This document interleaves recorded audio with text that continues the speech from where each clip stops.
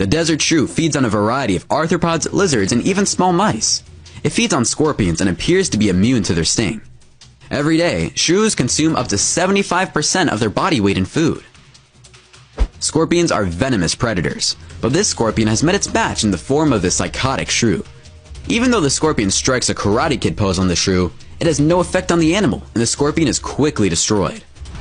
Another psycho shrew easily dispatches of a scorpion, and after some deliberation, decides to eat it. This desert shrew stalks and ambushes an unsuspecting scorpion. It grabs the scorpion's stinger and drags it back a few inches, crushing the stinger in the process. The shrew then consumes the dead insect.